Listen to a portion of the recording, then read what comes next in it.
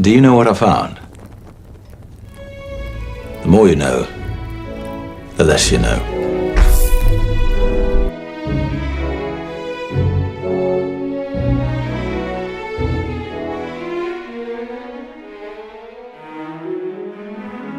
Today is Monday, November 24th. Welcome to the Jewish Skeptic. I'm Calvin Everson. This is my son, Kyle Everson. He's actually off of work today. I think you off today? Yes, sir. Okay, so he off today. So just wanted to jump on here, have a little conversation with my son. I know there's been a lot of back and forth, especially between family members, people saying, don't rub your beliefs off on your kids and all that kind of stuff. But everybody know me, y'all know my kids grown anyway. So I always tell my kids to make their own decisions, not based off of what I believe. And I'm pretty sure Kyle could attest to that. It ain't like I got a gun to his head, making him believe what I believe, anything like that. He can believe whatever he want to believe in, That's one thing I always tell them, one, use your head. Two, think for yourself. And three, don't make no decision based off of what somebody, wants you to, make your own decisions and whatnot. So that's our introduction, and I guess we can kick this off. So I know he had some questions he wanted to ask me or whatnot about, what I believe and how I see things. So I guess we'll go ahead and get started.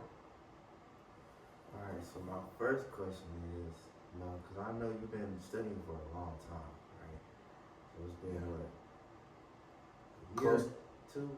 Well, it depends on exactly what genre you're talking about, but overall, religious study has been about 4 years. When my dad passed away is when I really got into it. So my dad died 3 years ago. So it just depends, but logically you can say from different genres, anthropology, theology, psychology, and all that kind of stuff. So about a year to 4 years, 5 years, yeah. All right, so that leads me to my first question, right? As we know in the Holy Bible, in Genesis, it speaks of the heavens, right? So I just want to know, where did that come from and how that myth, I guess you could call it, or legend, whatever you want to call it, came about, where it came from. Okay, so first of all, could you say a Holy Bible? Mm-hmm. So what you saying, Holy Bible, and I'm putting you up on game. I'm not telling you what to do, but I'm putting you up on game. Mm-hmm. So when you say Holy Bible, you're speaking of what philosophers call Greco-Roman scriptures. Mm-hmm. You know what I'm saying? Those are the scriptures from the Greeks / Romans. Man, it's a lot to uncover here, So you asking about the heavens, so we're gonna just stick to it from a Greco-Roman standpoint. Now you may see me jump back to like the actual Hebrew scripture. And the reason I do that is because that's where the Greco-Roman scriptures technically originated from. So if you know the history of the Bible, you know that the Hebrew Bible was the first Bible, and then time went on, and then the Hebrew Bible got translated into Greek, which is what they call the Septuagint. So that's how the Greeks and Romans got the word of the Israelites or whatnot. So to answer your question about the heaven and hell from a Greco-Roman standpoint, we're gonna take a deep dive back into not a lot into Greek and Roman mythology, but I'm gonna tell you how that influence is what gave you heaven and hell concept. Okay. All right. So in Greek mythology, there was a certain era the Greeks went through, and the Romans. It was called the Hellenistic era. The Hellenistic era consisted of a real strong background of Greek and Roman mythology. I'm pretty sure you know about Zeus, you know about Jupiter, and all those different gods, So a lot of that mythology carried over into the actual Septuagint.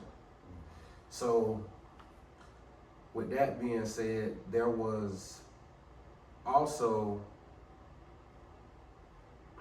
let me make sure I say this right.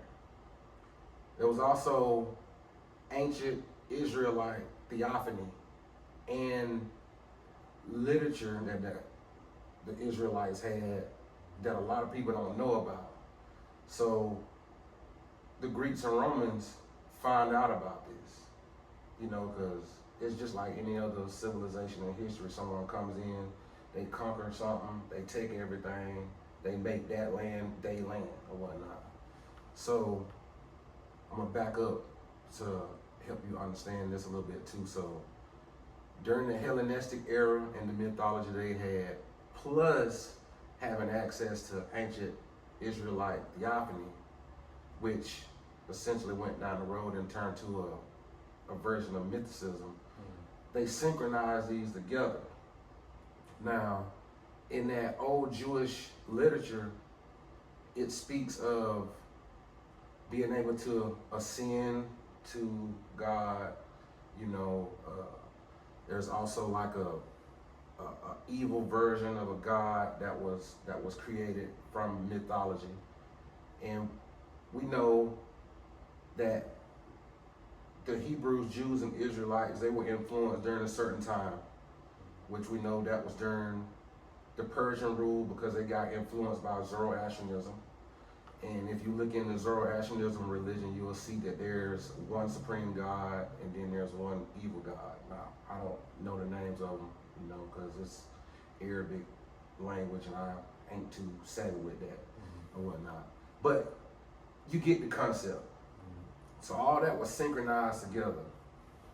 So, like I originally said, the Hebrew Bible is where essentially the Holy Bible came from. So with the Jews writing this mysticism that they got from, you know, they visions and all this kind of stuff, when they came out of exile, and I said this on my video yesterday, Yahwehism technically goes into exile into Babylon, but then when the Israelites and the Jews come out of exile and they go back to Jerusalem when King Cyrus freed them, their whole theological aspect of their God took a shift, took a big shift. So it was kind of like one of those things where, okay, well, before it was this way, but these people came in and conquered us, so what happens to the bad people? We got to do something with them. You know what I'm saying? We can't just let them go to Sheol because we know there's no such thing as afterlife in ancient Israelite religion. So these theologians, these Jews, they came up with a Hellenistic idea that they actually borrowed from the Greeks and Romans, which we know came down through Zoroastrianism too, from, you know, like Proto-Indo-European mythology, Proto-Iranian mythologies and all that kind of stuff. So it kind of all just funneled together, if that makes sense. So that's where your concept of heaven and hell come from. It comes from a myth or a mythicism view from different cultures that were in that area in that time or whatnot. Some people wrote about it, put it in their literature like the Israelites did. Some people didn't. They kind of just passed the tradition down orally or whatnot. So the Israelites were the first ones to actually have it, but they didn't really start honing in on it until they came out of exile. So to answer your question, this form of mysticism from both ancient Israelite theophany and ancient Israelite mysticism, and the mixture of the Greek and Roman Hellenistic era mythology and theology is what mixed together and created a heaven and hell. So a lot of people don't like when I say this, but it's man-made. And if y'all don't believe me, like I do on all my videos, I'll be dropping sources in the description, so you could easily go to the description and reference to any of these sources where I get this information from. It's not like I'm just making this up. I mean, this is actual facts. And that's what I'll try to base this podcast around, facts. So at the end of the day, it's just another way that, well, in my opinion, it's another way that man created a way to worship something that it couldn't explain. But like I always tell a lot of people, they originally put God in the sky because they weren't expecting humans to go up there during them times. You know what I'm saying? But as time has progressed, we've got smarter. We've been out there, and you got some people that believe it's a dome over the earth and flat earth and all that kind of stuff, but that's not scientifically proven nowhere, So humans have actually visited what the ancient people call the heavens, and we've been able to put together what we know today through history, physics, anthropology, archaeology, and a bunch of different aspects. So at the end of the day, it's made up. So now, if you want to believe in that, that's fine. I mean, faith is a beautiful thing to have. I just don't have it because, to me, because we had this conversation, it ain't good enough for me, because to me, faith is what, it locks the brain. You know what I'm saying? And me, especially being a humanist, I'm like, we're the most superior species in this universe that we know of. So to me, when you embed faith in your mind, it allows. It's like you're limiting yourself. It's like you limiting yourself. You don't know the answer to something, so you just gonna give it to some unproven being, or Skyfather, or Magic Man, or whatever you want to call it, because you can't explain it. You know what I'm saying? I don't think that's logical, to be honest with you. I don't think it's fair to the human race.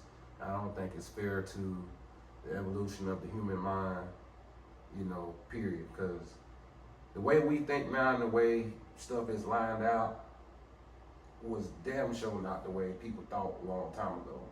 Yep. So to me, that's proof of evolution of the mind, consciousness, and all that good stuff. And we'll say that for another episode, consciousness and all that kind of stuff. But yeah, that's my answer. Okay, so speaking of the mind, my next question is, right, what specifically, because everybody got different religions and traditions as far as in their cultures and stuff like that. Yep. So why is there so many different forms of heaven to different people, and what fits their culture or their religion?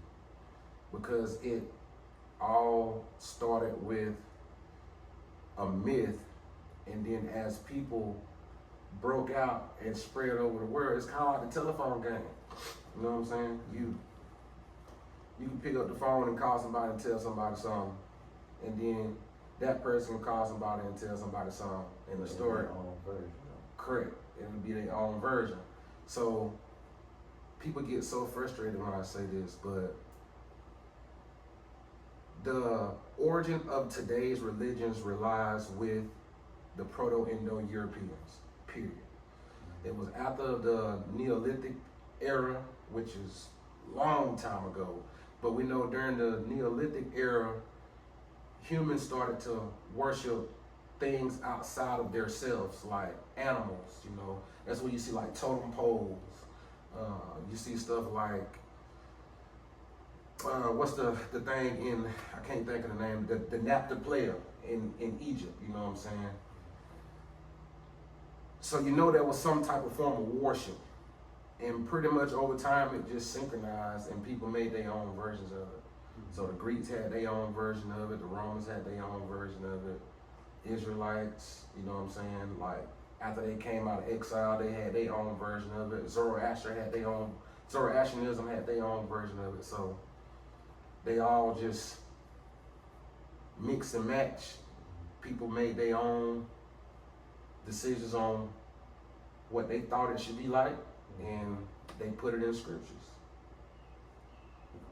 So that also influenced the views on afterlife as well, because I know you were saying Sheol, which is just like a place the Israelites believe in that you just go after you die.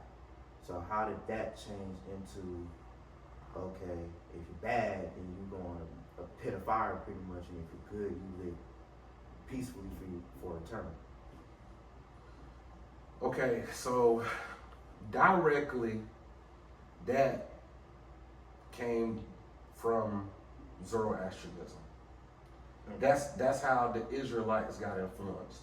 So the exile to Babylon in, I think it was 586 BCE, when the Jews were exiled to Babylon when they got beat in the war or whatnot.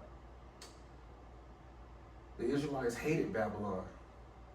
That's the whole reason why they hid Yahweh, because one, they had a vassal contract with Yahweh, so they couldn't just get rid of Yahweh or whatnot.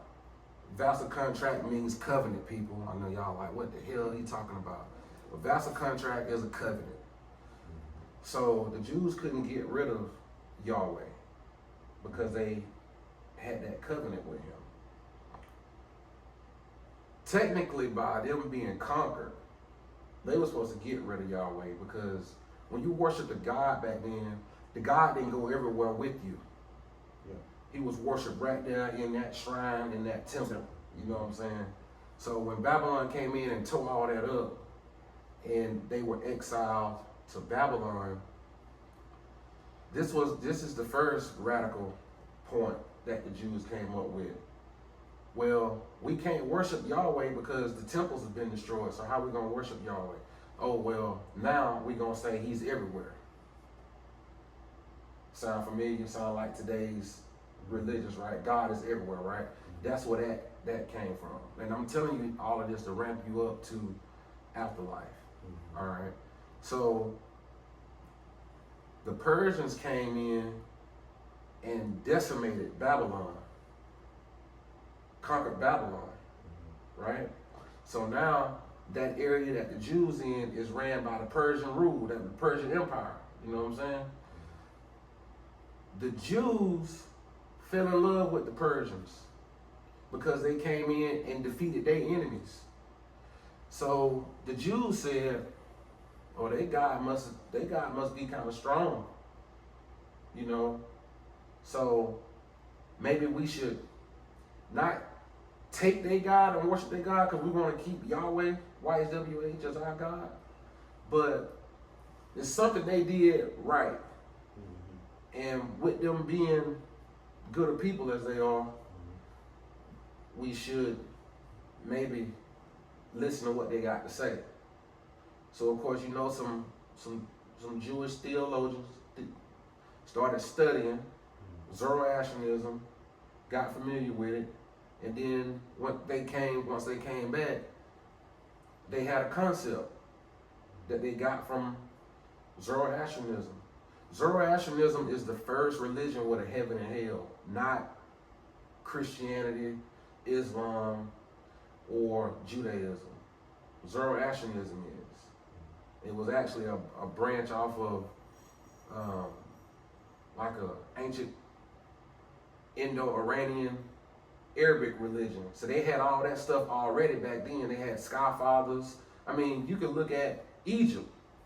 You know, Egypt was actually influenced by the Proto-Indo-Europeans and the way they thought about stuff. So to answer your question, that's where heaven and hell came from in the Holy Bible, because like I said, the Holy Bible goes back to the Hebrew Bible, but we know heaven and hell and all the apocalyptic literature didn't start showing up in the Hebrew Bible until the Jews were released and they went back to Jerusalem when King Cyrus freed them on that scroll that whatever you want to call it. It ain't really a scroll because it's made out of stone, but it's an actual historical artifact. It was kind of like a decree that King Cyrus gave to the Jews for them to return back to their land. So when they return back and they start to build the second temple, now guess what? Now Yahwehism has turned into apocalyptic Judaism. Now they got angels, demons, afterlife, heaven, hell, fiery pit, gold gates in the clouds and all that kind of stuff. So that's where that comes from. In my opinion, from anthropology and historical and scribe and scholarly standpoint. You can fact check me on this stuff if you want to. And if I'm wrong on something, then we have conversations all the time.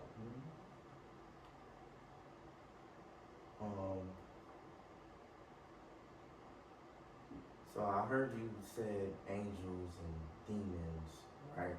Mm-hmm. Where did those come from? Because you hear a lot of stories, especially in the Bible, talk about angels and them being the protectors of earth and Lucifer and all these different good and evil characters. Mm-hmm. So where did that come from, and how did it get so big to now? Same aspect.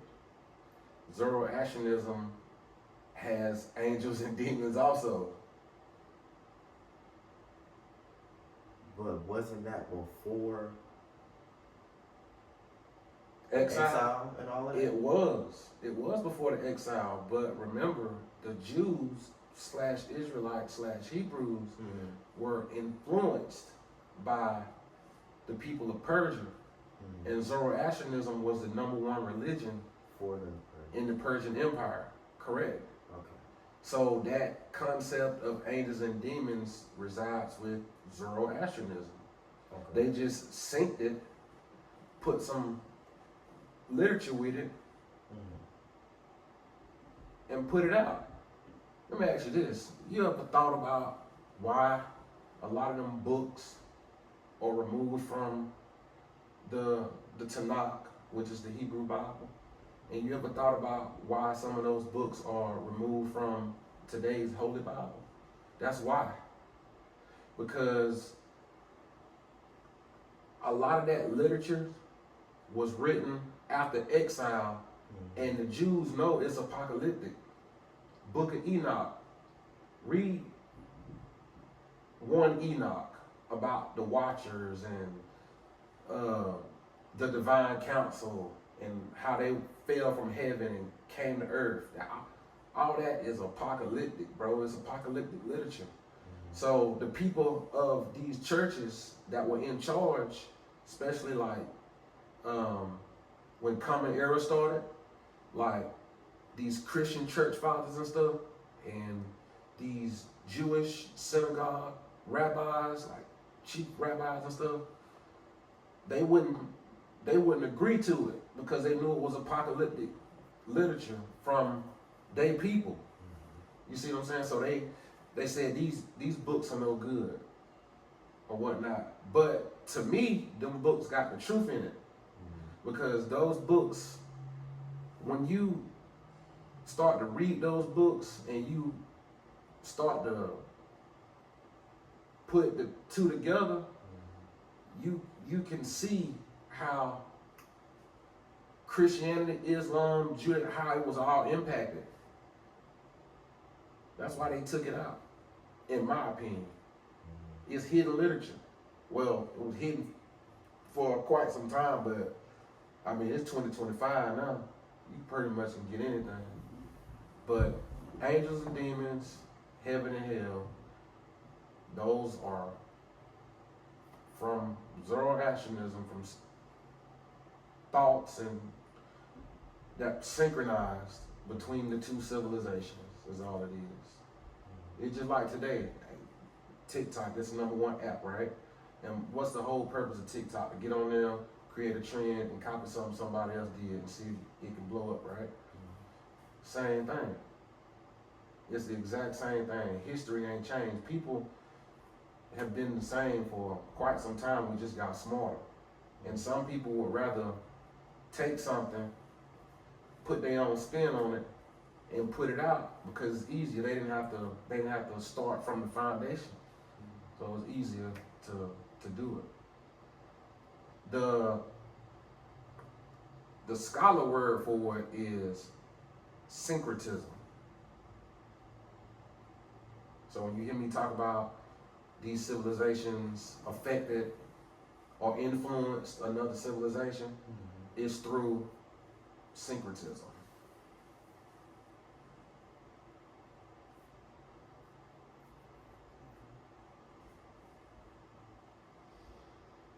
So I gave you my answer on heaven and hell. You know what I'm saying? I gave you the answer on angels and demons, how I depict it. And I gave you, well, you said something about Sheol, but we never really got into it. You know what I'm saying? I mean, if you want to, because that's actually associated with afterlife or whatnot. So we'll go into it. So, according to the Hebrew Bible and the Holy Bible, you know, some of the translations are a little different, but the ancient Israelites, they believed in Sheol. There was really no dominance, anything as far as, when I say dominance, I mean if you live bad, you're dominantly going to hell, or if you live good, then you're dominant to go to heaven. So it didn't matter if you was bad or good, you was just going there. Correct. That's all it was. So the Israelites did have that alone or whatnot. But going back to Zoroastrianism had an afterlife, and a radical way of the Jews doing it was go back to Babylon, because Babylon came in and conquered them.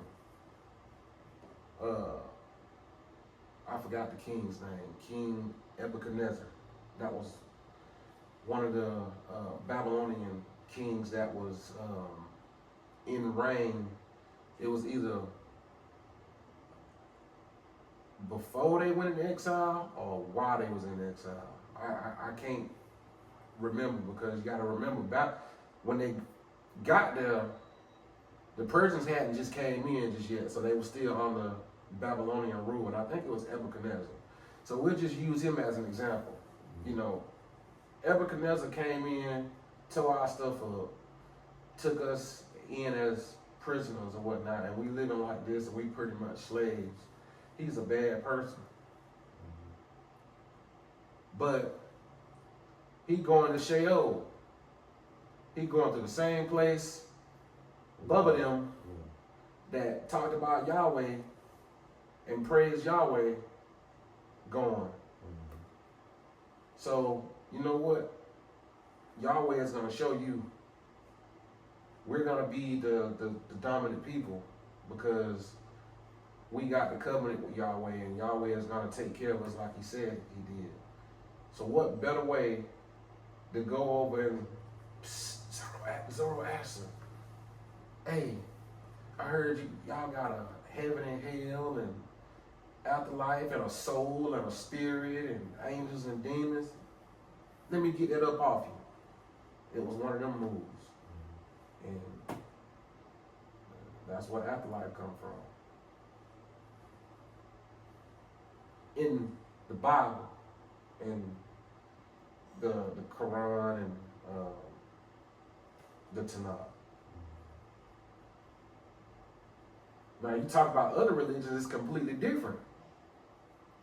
If you start talking about like Hinduism, Buddhist, Taoism, and all that kind of stuff, they creation stories, they're not too far off.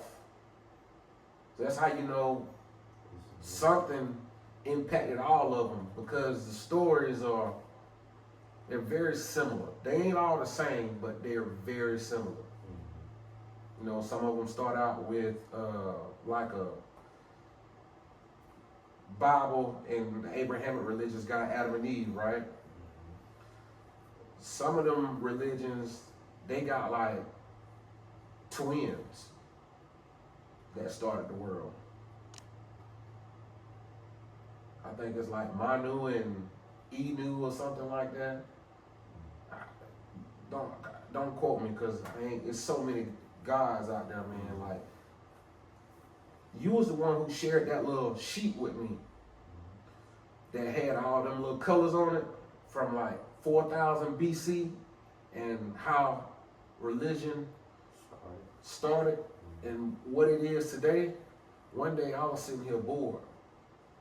One day I started at the bottom of it, and what I started doing is I had one phone in one hand and another phone in another hand, and as I was going through each religion, all the gods that popped up on like Wikipedia, I made a mark on my phone. You ain't gonna believe this, but I got to almost 10,000 before I just quit. So I said that to say this. I don't know all the gods directly. I know the gods of the Abraham faith because I was in that, ideology for 40 years. You know what I'm saying? And that was how I wanted to discover my way or whatnot, and to get to the bottom of the Abrahamic faith. So I know a lot about that, but when you start talking about religions outside of that, like, I probably seen them, but I'm not gonna be spot on when it comes to God's names and stuff. So if people out there trying to fact check me on that kind of stuff, then you win. You win, because there's no way I'm gonna remember 10,000 gods and what civilization they were dedicated to and all that. So yeah. So where do we know spirits and souls come from? Zoroastrianism, right? Correct. Yes, that is the foundation for the Israelites, what the Jews on where it came from. Yeah. Okay. So where do ghosts come from? The same thing, really. Ghosts actually have it's evolved over time. The story and on how ghosts, and because of course you gotta have an afterlife to have ghosts. Yeah. The Jews had a breakout of what they understood ghosts to be after Exile. Now before Exile, they didn't really tamper with it a lot, but a few other religions did. We talk about Zoroastrianism, they did. But the biggest shift in the evolution of ghosts to me is when the Latin descent got a hold of it. And it's funny you asked me that, because Halloween just passed, and I wanted to know the answer to that too. Where Halloween came from? Well, yeah, where Halloween originated from, and then how they got the concept of it. So I just opened my mind. I started with Halloween, and then just I backtracked it, because I use the places where it started at. So, Halloween is big in America, you know what I'm saying? Even though a lot of people in Christianity will go against Halloween, but the origin of Halloween actually started in that religion. It spanned over time from, the Latin version of it to what it is now. It's not too far off. It's really the tradition of Halloween and the evolution of ghosts, they both reside in Western esoteric backgrounds. So that is a whole different form of mythology, but it came from the Western world, which we know Christianity, Islam, and Judaism. Those are Middle Eastern origins, but the Western world more like your Rome, Europe, and all that kind of stuff right there. Don't forget Proto-Indo-Europeans. So that was they had a big influence on a lot of stuff. So the background of it, from the way I understand ghosts, because today you got good ghosts, you got bad ghosts. It's kind of like it's the bridge to Afterlife.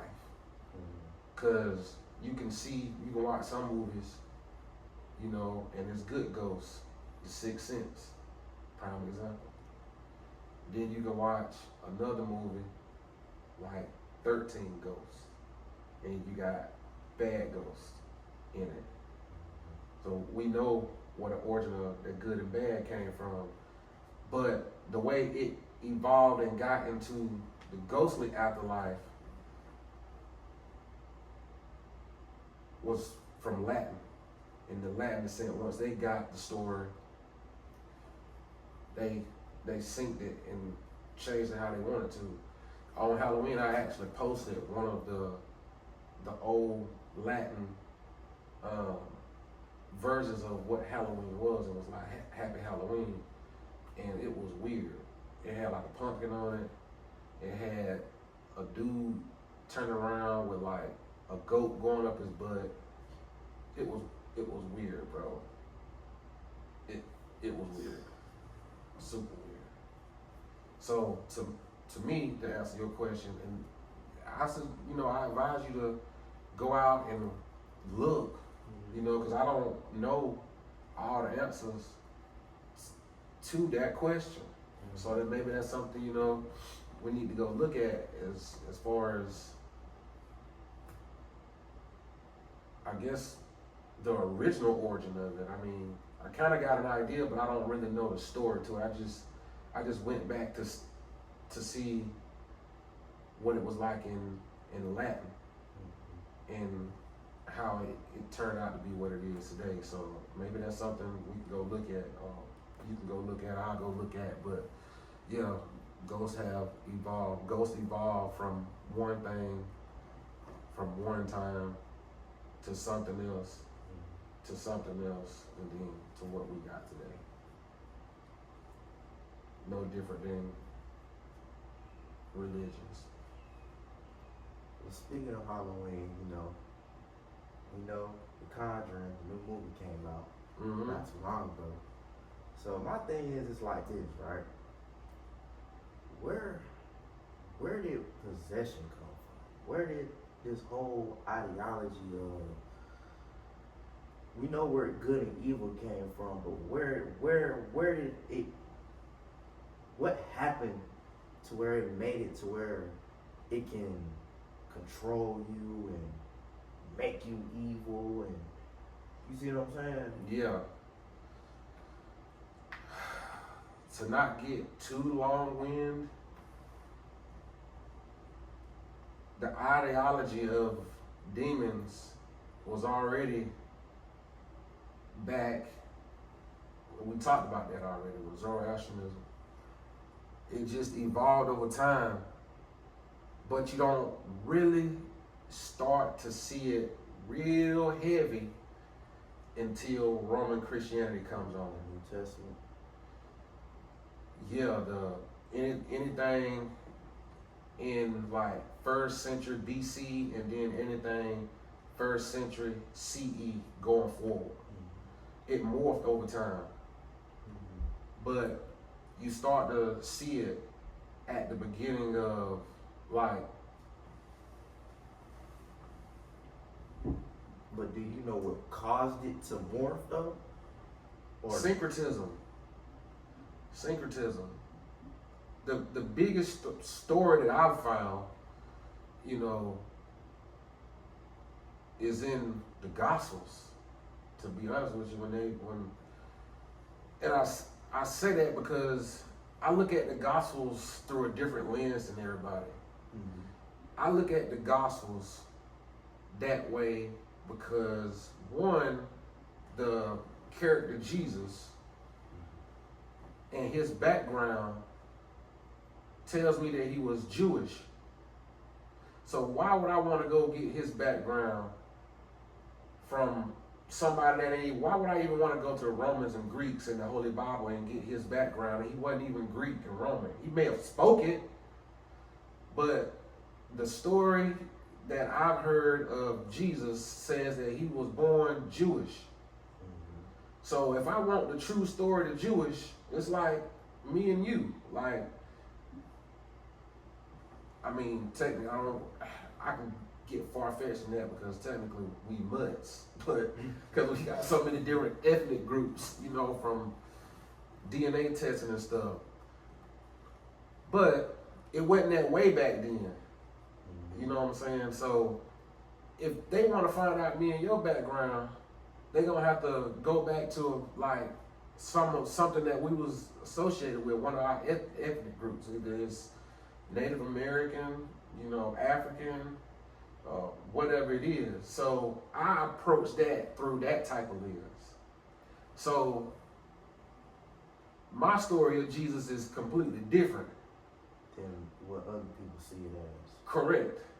But I'm giving you this to get to the question you just asked me. Jesus was, from a Jewish standpoint, he was a apocalyptic, Hellenistic influenced rabbi, just like any other rabbi from Judaism. He practiced Judaism, okay? And we know Judaism came out of exile, it got real apocalyptic. The original culture of scholars call Yahwehism is not the same stuff that's embedded in Judaism. No afterlife, no heaven and hell, none of that. Then exile, come out of exile. Now, this same language and literature has these apocalyptic views in there from heaven and hell and all that kind of stuff. So to me, Jesus was the largest influence on that, because don't the story say he casted demons out of somebody and they went into the pigs and went into the river or water or whatnot, they drowned themselves? Some Jewish scribes will say that Jesus was actually an exorcist. He was a person that went around and got demons out of people. You see what I'm saying? Yeah. But he did that because he believed in the apocalyptic literature that he had been consumed by being a Jew. So, to me, that's where a large amount of exorcisms and all that, that's where it exists to me. Like, is there some history or some evidence out there that it existed before? It probably is. I just don't know about it because I ain't dived in far enough to get that far back, you know. But starting with Jesus and understanding his background explained to me a lot where exorcisms and, you know, demons getting in people, where it came from. It's kind of like, okay, well, looking at it from the Jewish background, this is what they believed in, you know what I'm saying? And then for them same people that followed Jesus, them Jewish Christians, we're going to talk about that because I heard some people, half of them Christians don't know the root. Y'all don't even know y'all roots. Y'all can come in on here and get mad all you want to. I don't care. But your roots started with Judaism. Your roots started with the Jews.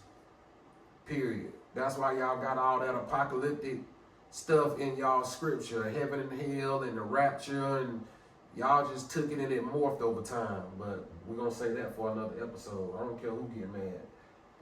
But that's the answer to the question to me. Mm-hmm. So, boom, Jesus, a Jewish rabbi, he did it, and then the Jewish Christians, they were followers of him. Everybody know his story. Mm-hmm. He got crucified. You know, even what I know from a Jewish background, the crucifixion is not what it's saying in the Bible. But anyway, he died. He was not the Messiah to me. Mm-hmm. You know what I'm saying? Because at that time, and I don't want to get off topic, but at that time, salvation gods were very popular during that time. That's where you get the he's gonna come back and all of that. Yep, he's gonna come back on the cloud and the trumpets and the rapture and all that kind of stuff. Yeah, so pretty much that's it. Like, I don't believe in it because I know the concept of where they got hell from. Yeah. So when people say, "Oh, they casting out demons," or "You're a demon," internally I be laughing my ass off. You know what I'm saying? So I'd have been called one. You done been called one? Mm-hmm. I have too. But everybody got their own thoughts and beliefs, man. Everybody got their own thoughts and beliefs. So hey, I've been called a lot worse too. So I'll say we're not, like you said, we're not here to hurt your feelings. We come with facts and knowledge. Right. And believe what you want to believe, man. Just know what you believe. There you go. I like the way you put that because, and I laugh because I can't even say it's a chip off the old block, but I done had that same thought too. Mm-hmm. And I never really had that discussion with you, but if you're going to believe something, make sure you know what you believe in. What you talking about? Yeah. You know, I talked to my uncle the other day for the first time in a while. My favorite uncle, as a matter of fact, on my mama's side. And he said something to me, knowing that I'm skeptic and atheist. He said something to me that really, really shocked me. Mm-hmm. He said, if you ever decide to come back and be a Christian,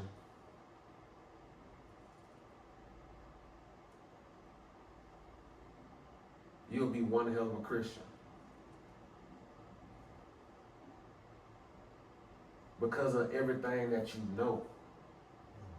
Because my uncle went on this same journey. He didn't get saved until he was 45. You know what I'm saying? I don't know. It may come around. I highly doubt it. You know what I'm saying? Am I telling you to be a skeptic atheist? No. But I will say this, and I'm going to look at the camera when I say this. And I posted this the other day. Like, if y'all can tell me, not my son, tell me who the one true God is. And if y'all can give me solid evidence, and I'm not talking about in your scriptures because scriptures fit your narrative. Don't come with feelings, emotions. Yeah, because here, it may be anywhere else, but in this house, your feelings are not facts. But getting back to what I was about to say, like, all of the sources of evidence that these Christian apologists put in my face saying that, you know, Jesus is the one true God. Scholars don't say the same thing they saying. I'm not going by what you say and what your feelings is. I'm going by what somebody that is highly trained in that area is saying. Why? It goes back to me being a humanist too. Because I told you, there's no way that I will put something that I can't prove above the intelligence of the human mind, knowing that we're the most known intelligent species in the universe. So if you can show me where 100 people saying the same thing you saying, I'll take it as a holy grail, and we'll go from there. You know what I'm saying? But every source I ever got about Jesus in the Greco-Roman scriptures, everything I ever got about Yeshua in Aramaic, Yahshua in ancient Hebrew, you know, that should tell you how far I went back doing this. Like, no source has shown me that is true, because I was talking to your grandma the other day. First thing she said, well, you can go look up Josephus. Well, historically, I know Josephus was a Jewish Roman leader. He was a traitor. He was a Jew, and during the Jewish Roman revolt, he led the Jewish army or whatnot. There is a story out there on how he killed off all his people and how he essentially was the last Jewish warrior left in the army or whatnot, and he switched over and he went on to the Roman side. So from a Jewish standpoint, that's the first question I got on Josephus. You see what I'm saying? But the Christians will say, well, he wrote this. Okay, yeah, he did write it. But Jewish and Islam sources have confirmed, and non-religious scholars and scribes have took his antiquities that he wrote, and when he wrote specifically about Jesus, the scribes was able to go in and look at the writing and say that the writing had been edited, and it got edited around 4th century AD. That's 400 years after Jesus. Now, if a certified scribe is telling me that, but I got a Christian over here that's saying, oh, it's the truth, I can't accept that. You see what I'm saying? Every source for Jesus, Yeshua, Yahshua, whatever you want to call him, Yahuwah is who they call the God of Israel. And they call Jesus Yahushua, which is the dumbest shit ever. Don't get me to talking about that, man. Don't get me to talking about that. But you know why? You know why that? See, now we finna shift gears now, man. I'm trying not to shift gears, man. I'm trying not to shift gears. Golly, cause you know I can't stand it, bro. I can't stand it, bro. The only reason that exists is because of a guy, I forgot his name. It'll come to me, and it'll probably be on another cast whenever I mention it. But the only reason that came up is because this guy looked at an ancient artifact in Egypt, which I talked about on my video yesterday, and really he right, but you got to think about this. The language dialects were different back then. So the Egyptians didn't speak like the Shasu or the Israelites, the Canaanites, they was right there together, but they didn't speak the same.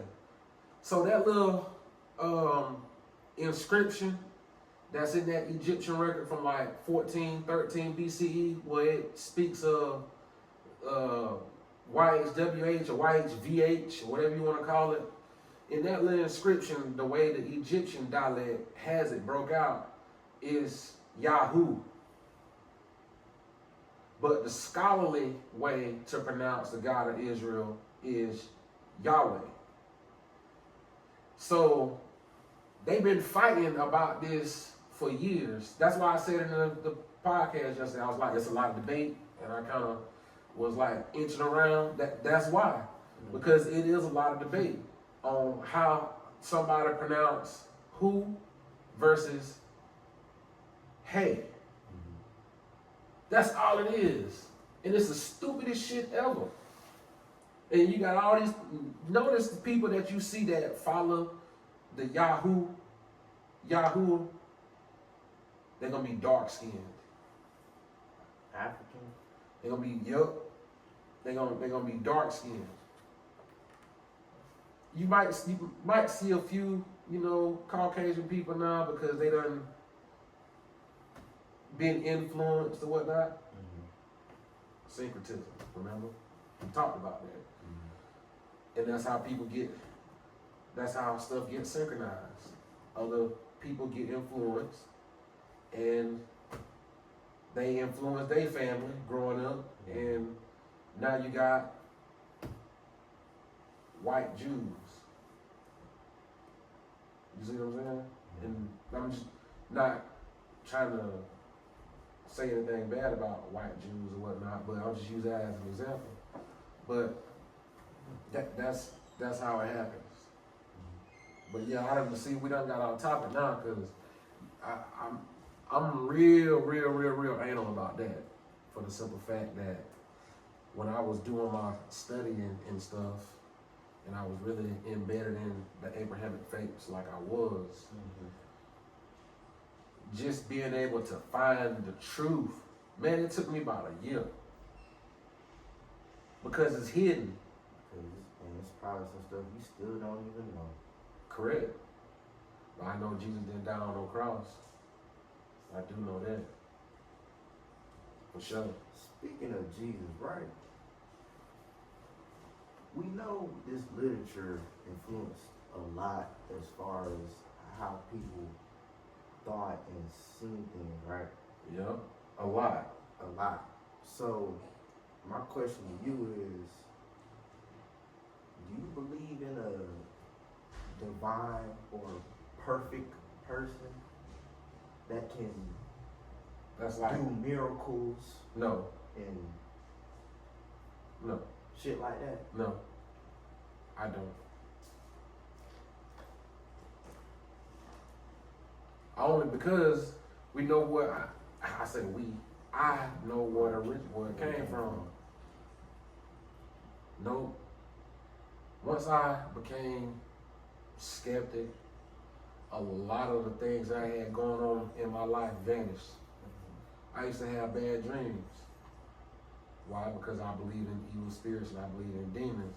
And mentally, I was saying that I was seeing something, but I had to snap the light on and take self-accountability and realize that I seen that because I wanted to see it. Ever since I stopped believing in that kind of stuff, You don't have no more issues. I don't have no more issues. I'm free. You know how good it is to be able to go out in public, help people, because And not do it because your religion says so. right, And and just not do it because you're a morally good person. correct. And there's nothing tied to it to where I'm gonna say, oh, I'm gonna get a blessing from this, or if this person say something to me sideways, Yeah. like I'm gonna humble myself and not defend myself. Where they say Because turn your cheek. turn the other cheek, because I'm gonna let some Sinead being take What if not? yeah G-D gonna handle it yeah for me. they gonna handle it for me. You know what I'm saying? Mm-hmm. But as a person, my self morality may say, well, I ain't gonna say that. I can do that exact same thing that Jesus told us to do without being religious. You know what I'm saying? It's pick your battles type deal. So no, I don't believe in that. Do I believe in evolution of the human consciousness over time through natural selection to be able to process thoughts better for the survival of our species? Fuck yeah.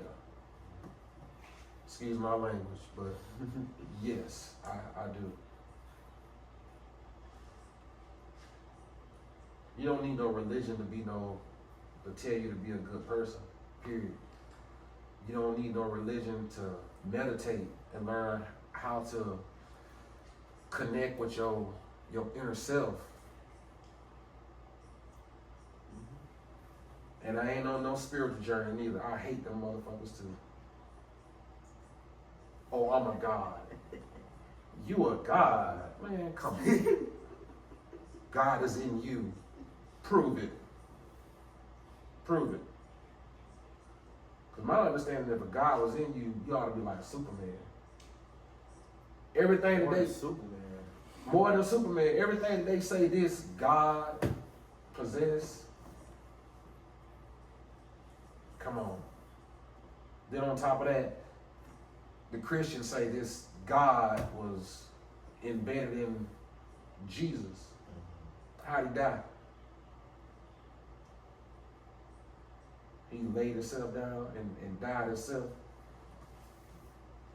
I think it'll contradict it because He gave his. Come on, man. No. Prove it. This is where I get them, man. Not to bust Christianity's chops up and whatnot. Because the stories are pretty much the same. One person, some people say he was a rabbi. Some people say he was a magician. I've even seen some scholars say they believe that he was Muslim, Islam. Yeah, like, bro, it's 8,000 different versions of Jesus out there. Oh, well, my God, okay, all right, well, if that's your God and he the man like you say he is, then why the heretics believe what they believe? Why do the Gnostic Christians believe what they believe? Because guess what? They got so many different versions of what Jesus is. Mm-hmm. Why is yours the true one? Because I said so. Yeah, because they faith. They faith. And with all that apocalyptic vision and all that kind of stuff in heaven and hell, this correlates back to how this conversation got started, you know. That is fear, in my opinion. They use it as a tactic of fear for the one true religion. Control. That's kind of leading me to my next thing I was going to say. I really feel like religion itself is a control factor. I agree. Like, it is to control you. Because guess you what? Wake up, that's like your purpose. That's what you live your life around. Yep. Like, how you don't see that as controlling? Because some people won't open their mind up to see it that way. But you know, people still believe in free will. That's what I've been studying. I'm going to say that for another episode. Well, speaking on free will, and y'all, I want to see what people got to say about this. You know, go in the comments and type what y'all feel like free will is. But what you feel like free will is? Nothing. Is it a thing? Like Wop said, no. It ain't no such thing, man. This is what you want my thought on it, bro? Because you know, I think different than most people do. This is my thought on it. The mind has evolved a level of consciousness now. And everybody don't have the same consciousness because people have birth defects and all this kind of stuff. But the mind has evolved to where now you can think about that kind of stuff and you don't really have no answer for it. That's the first thing. But from a neurology standpoint and from a physics standpoint, we know that everything is based off of molecules and all this. I can't really get deep all into that, but from a biology standpoint, we know that the body has a nervous system, right? Yeah. Okay. Those people have proved that the nervous system is what controls the thought. The brain. You know, the brain essentially works with the nervous system as well. So that's how your thoughts are produced.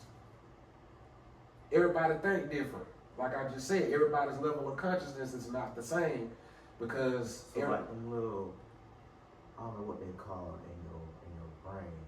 You know, like Jimmy Neutron be like ding, ding, Yep. and they go in the brain, and you be seeing them light correct. up things. That's where I thought that's where thoughts came from. That's correct. So that's part of the nervous system as well. It's part of the nervous system as well. The brain, the nervous system, all that stuff, it's all connected. Okay. Pull out a brain. That podcast I watched with Steven on it, you see how all that stuff was connected to that brain? Mm-hmm. That was all nerves. And stuff. So all that stuff connected. So I'm saying that to say this. I think we have overthought free will as a whole because we've got smart enough to realize we don't really know where it come from, but people have studied where it comes from, and there's a logical explanation that a lot of people don't understand out there. So I don't believe in free will because guess what? You don't think like me, I don't think like you. So I think it's just something we've overcomplicated. It's, as y'all kids say, it's overrated. It's just something we thought about and we can't pinpoint. So I don't believe in free will. So my Because next, your mind gonna tell you to do what you want to do anyway. that's right. So what tells us what's morally good and what's morally bad? Your emotions. That's So processed. how you feel is what makes you feel like it's good and what's bad. Correct. Your emotions is processed through your consciousness. But don't people tie their emotions to religion? 99% of people do, yeah. Because of So- their faith.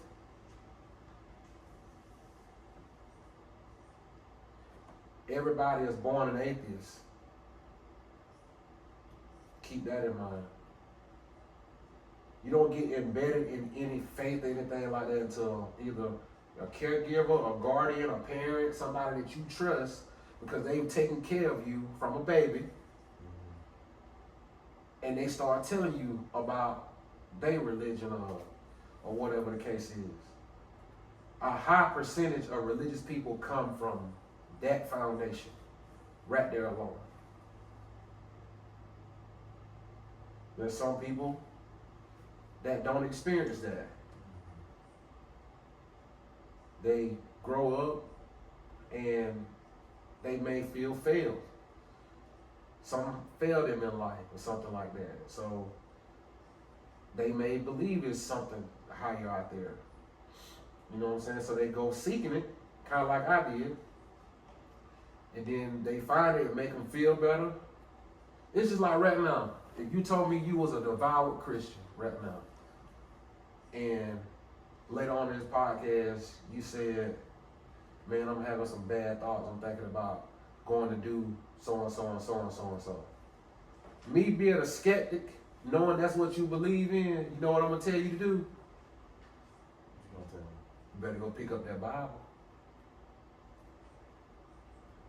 I'm going to tell you that because I know that's what you believe in, and it's proven through psychology that people that have faith have a better percentage of recovery. Now, it don't happen for everybody. You know what I'm saying? Because I have seen it flipped. I have seen it to where people were heavily religious and their life was going bad, and then they start looking into something, and they studied their way out of Jesus, as Miss Candace Gorman said the other day. She studied her way out of Jesus. So it could go both ways. It really can go both ways. But as a person, then I feel like I can make logical decisions. You know what I'm saying? As having good morals, and I'm not gonna say my consciousness is perfect. You know what I'm saying? Because sometimes I get angry. But having good morals and knowing that that's your faith and that's what you follow, that's what I'm gonna tell you to do. Even as a skeptic, even though I know what you believe in is in the clouds.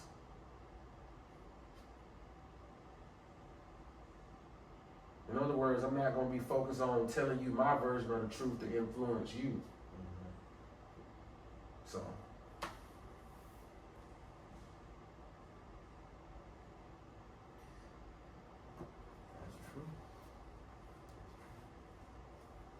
Me personally, I feel like religion it is man-made, and it's put here to divide and conquer, because we get all these debates about who's God or creator is the true God, because like you said earlier, Islam, well, Muslims, they feel like Allah is their God, that's the true God, and then you got Christians that believe G-D, God of Israel, is their true God. So it's just clashing and keeping people divided instead of. Go ahead. I can answer that in two ways. Mm-hmm. Yes and no. Why no? Because the foundations of religion was never meant to be that way. Yeah, of course. You know, but as time went on and man started becoming smarter, that's where the yes comes in at, because we know for a fact in history, go back and look at it. The Romans didn't, when they would go in and conquer something and they find out somebody else had a religion, oh, we either like it or we don't, period. And if they like it, they let you keep it.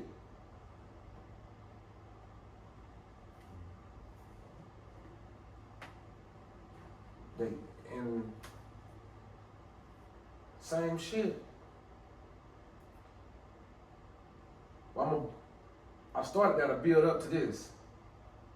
They let the Jews keep. They let them keep Yahweh and all that kind of stuff, because they was like, no, that's all right. You know, it's people say, oh, they got killed and they got persecuted, and you got people who got martyred for believing in. That's a lie.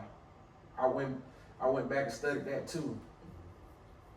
It's nothing in Roman history that, or even Jewish history, that says that. Only the Christians lay with that.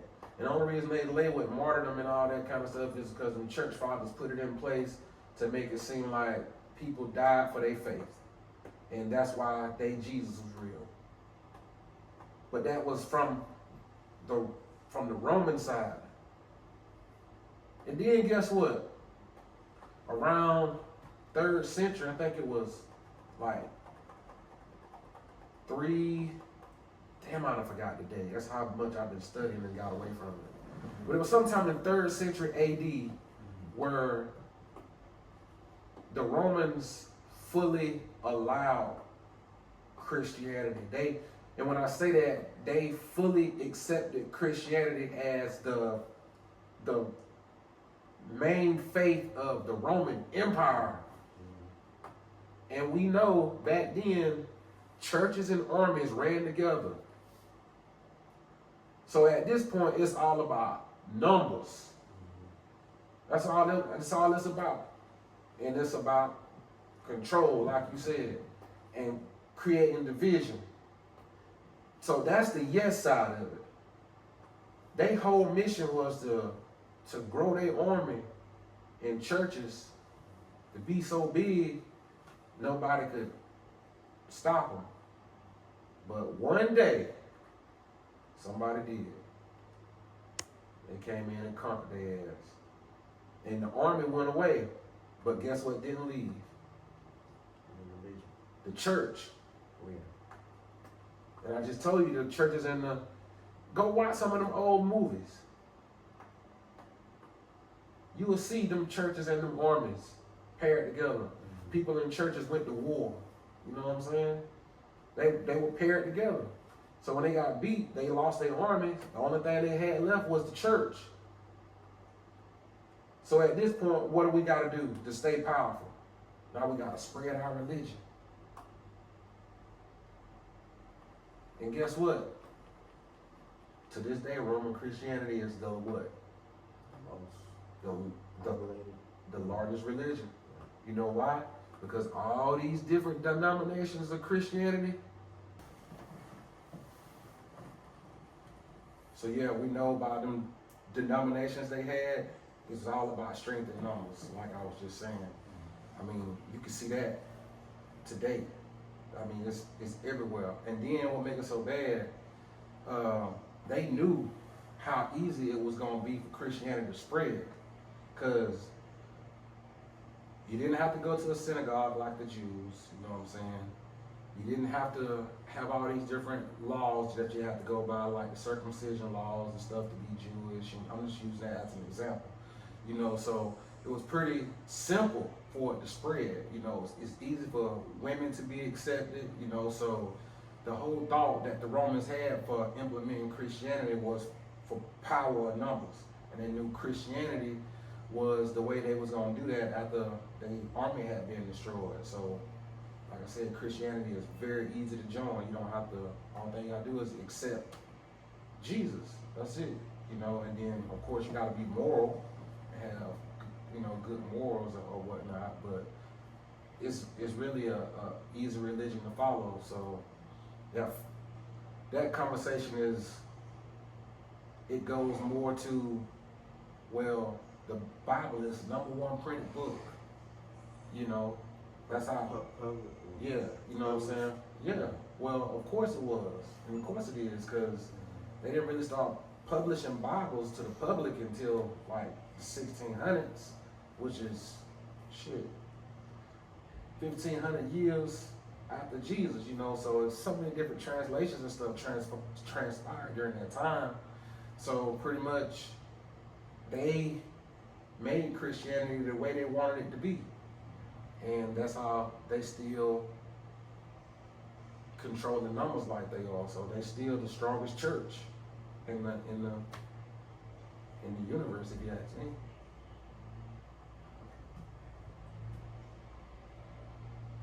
You had another question? No, not really. I feel like you answered all of my questions as far as, you know, ghosts and spirits and where those came from and how everything influenced each other. Mm-hmm. And how it just evolved over time. Now, don't take my word for it. I'm just, it's more of like we sitting here talking and, Yep. and I'm gaining information from you. So, Gotcha. Yeah. So, man, go look at some of them sources I'm gonna put in the description of the video. You know, if you got any questions, or if anybody out there got any questions, you know, you just drop it in the comment section or whatnot, and I'll try my best to answer for how and what I know.